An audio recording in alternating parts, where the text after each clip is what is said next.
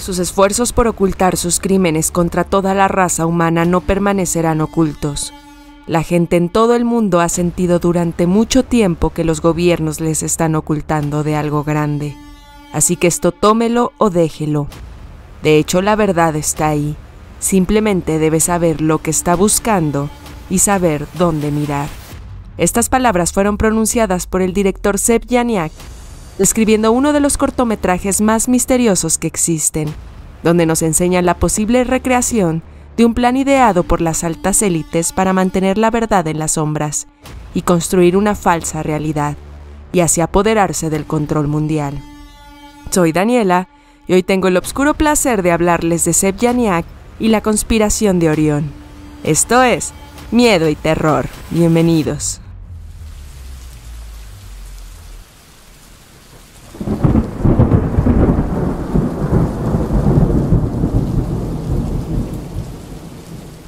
Seb Janiak es un fotógrafo y director de videoclips francés.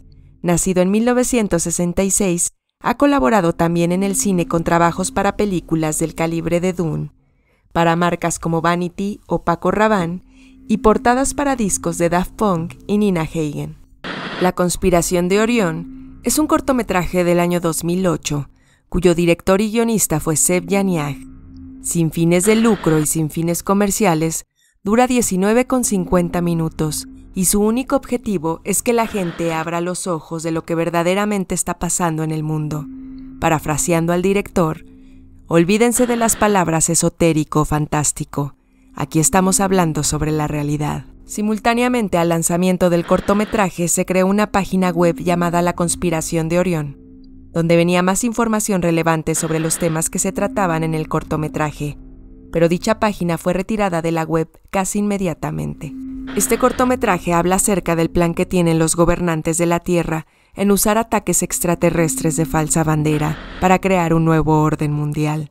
Es poco conocido ya que ha sido censurado debido a la información que arroja, hablando de los avistamientos ovnis que han sido supuestamente inventados por los Estados Unidos y Rusia para que la humanidad crea en ellos y crea en un falso enemigo, comenzando desde lo ocurrido desde la Segunda Guerra Mundial hasta investigaciones arqueológicas. Pero esto no lo es todo. Este cortometraje también habla sobre las pirámides, la luna, naves espaciales, descubrimientos de gigantes y proyectos secretos militares. No hay mucha información sobre la realización del cortometraje, y esto es comprensible debido a la información que maneja, por lo que la única forma de que ustedes entiendan de lo que estamos hablando es que lo vean por ustedes mismos. Por eso a continuación se los vamos a proyectar.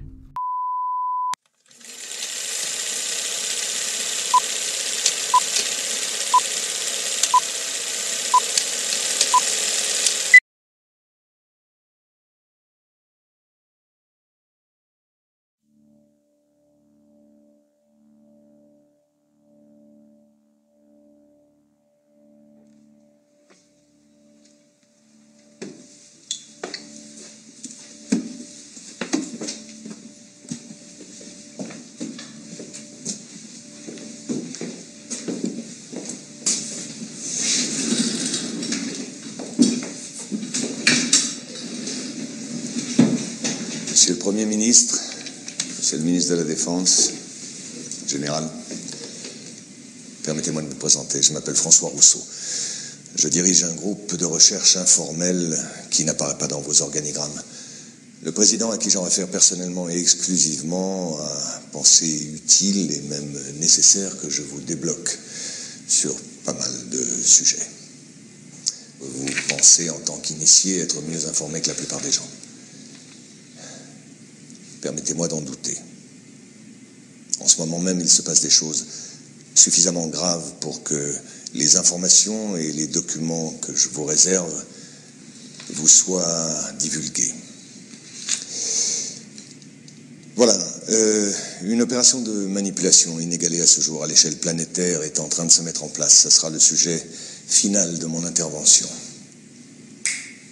En ce qui concerne notre époque, tout a vraiment démarré juste avant la Seconde Guerre mondiale.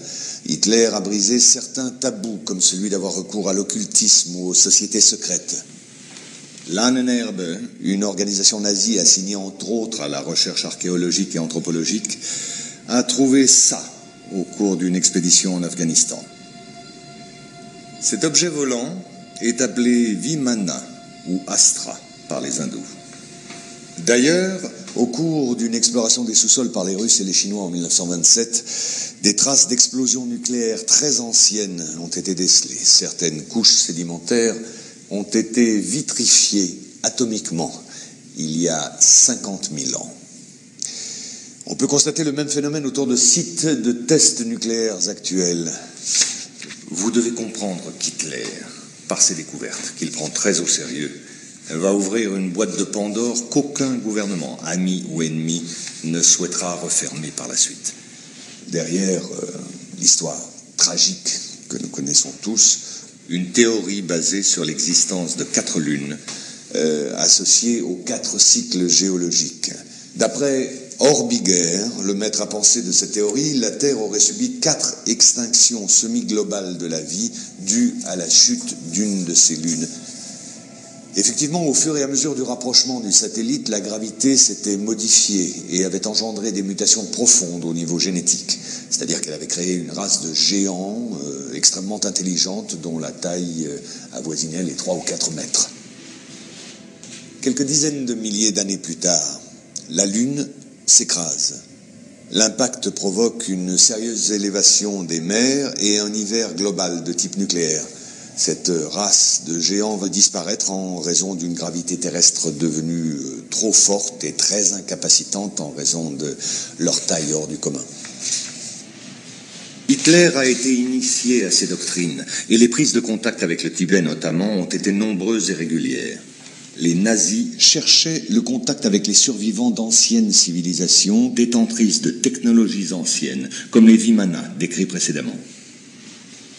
Une de ces civilisations a essaimé tout autour de la planète plus de 600 pyramides de pierre, de terre, voire de fer.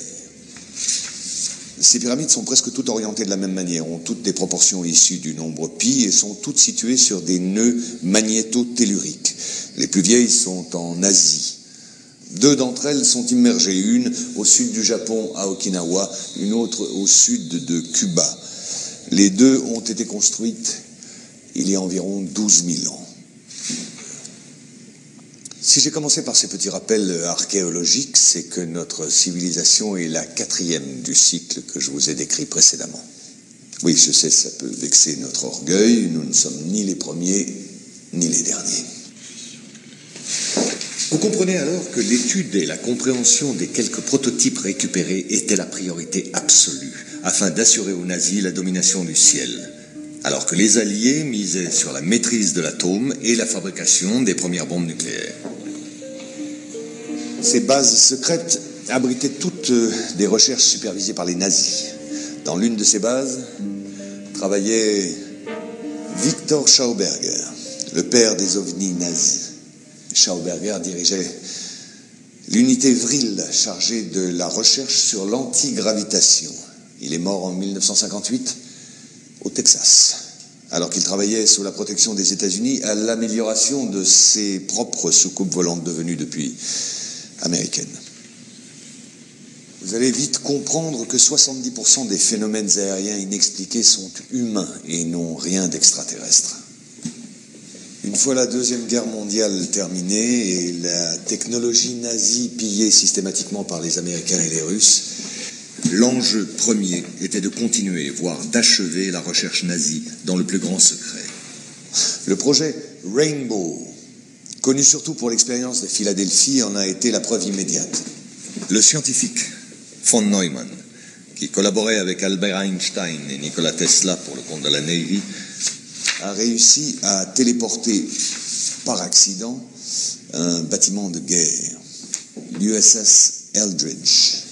Ces photos, fournies par Morris K. Jessup avant sa mort suspecte, sont les rares témoignages de cette expérience unique en son genre. À la même période, les premiers essais de prototypes à technologie indo-aryenne ne passaient pas inaperçus. Les militaires devaient trouver une parade plus efficace que la mise au secret.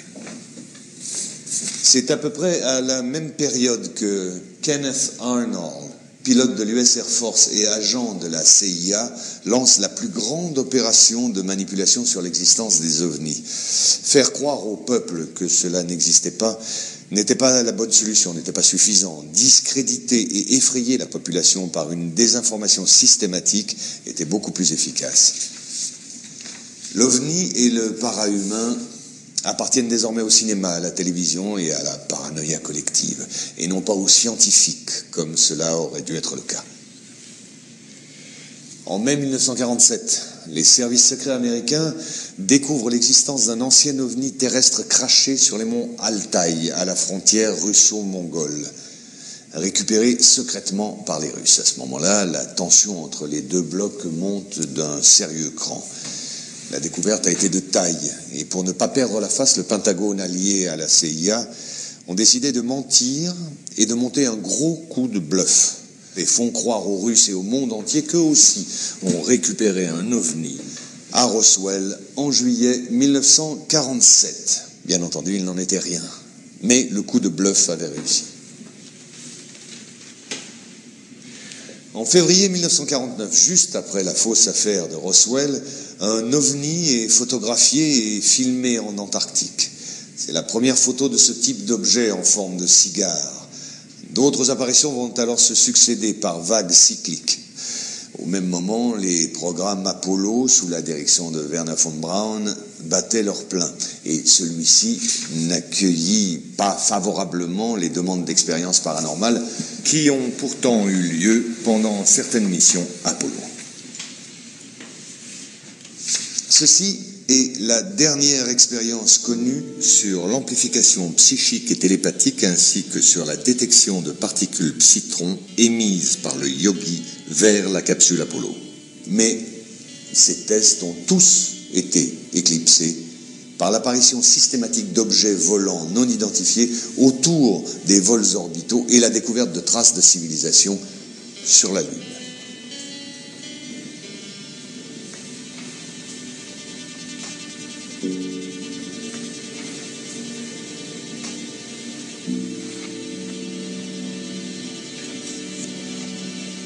La NASA a dû faire face à une avalanche de données et de preuves embarrassantes. La seule solution a été de tout mettre sous secret défense.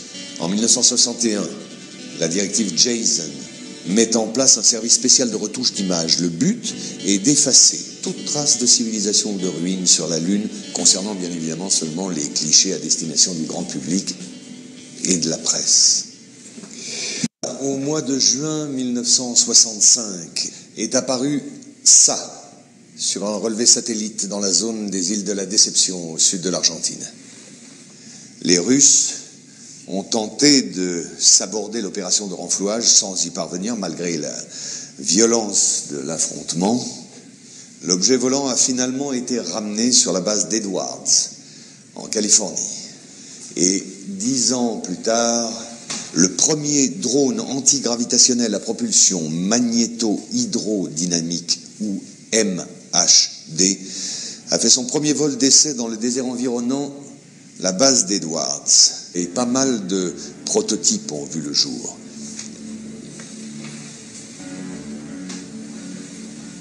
Les Belges en ont eu un petit aperçu lors de la vague de soi-disant ovnis en 1989 et 1990.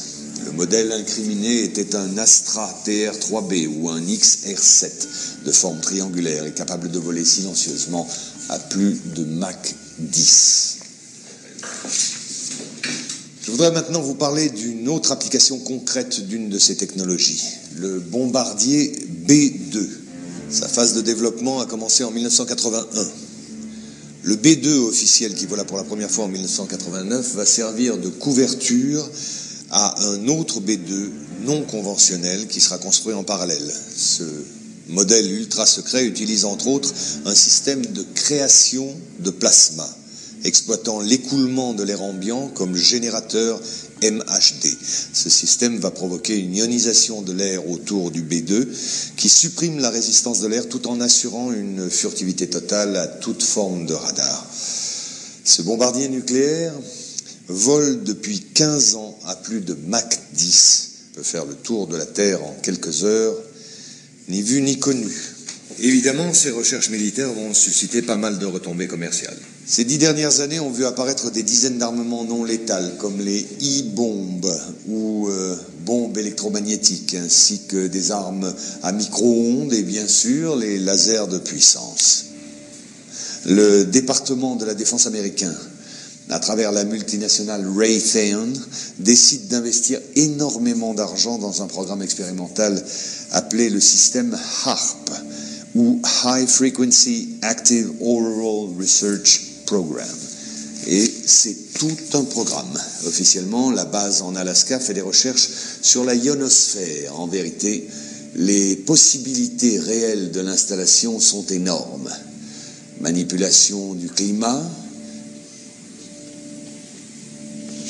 détection profonde de bases souterraines ou de gisements, destruction silencieuse et à distance de n'importe quel objet, et surtout manipulation du comportement humain.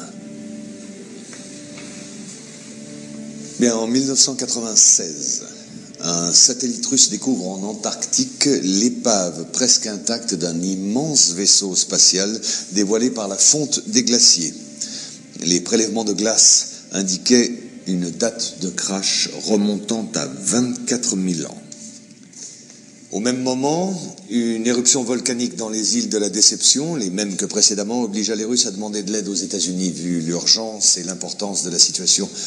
Pour la récupération du vaisseau, ils ont dû lâcher l'affaire et ont évacué la zone en catastrophe. L'engin a finalement été détruit par les Russes, très énervés par la situation qui ne tournait plus à leur avantage. Aucun pays n'a jamais retrouvé une occasion pareille. Et cette action stupide de mauvais perdant de la part des Russes n'a fait que conforter la position des Américains face aux extraterrestres.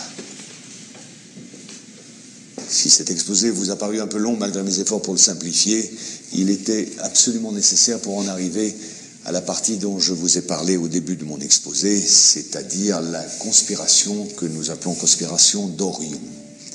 Notre groupe de recherche est persuadé que des ovnis construits par les Américains ou les Russes seront utilisés pour étayer le canular d'une attaque de la Terre d'origine extraterrestre. Les médias se chargeant du reste, bien entendu. La raison ? Une fois la menace du terrorisme international dissipée, l'économie de guerre des grandes puissances, États-Unis en tête, aura besoin d'un nouvel ennemi pour prospérer. La guerre sur Terre sera remplacée par une guerre spatiale contre un ennemi venu de l'espace. Messieurs, je vous remercie. Un dossier complet vous sera fourni à la sortie. Quant à moi, je vous reverrai bientôt pour un second update sur un tout autre sujet. Messieurs.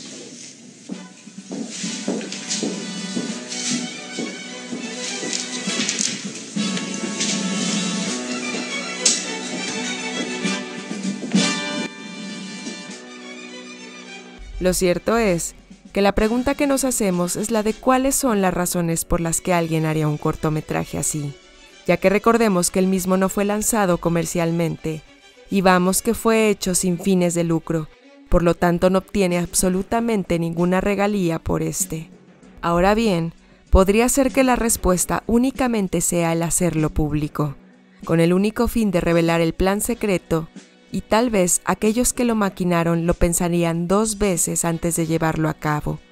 Pero es importante recordar que a lo largo de la historia la mejor forma de mantener un secreto es haciéndolo público, es decir, esconder algo a la vista de todos. En este caso sería dejarle creer a la gente de que se trata de algo que es ficción y que es algo ridículo prestarle atención. O quizás simplemente todas estas ideas sean muy rebuscadas y el único objetivo del director al hacer este cortometraje era el hacer polémica y dar a conocer su trabajo en las artes visuales. Pero como siempre, ustedes tienen la última palabra. Déjenos sus comentarios y por favor no olviden suscribirse. Esto fue Miedo y Terror. Hasta la próxima.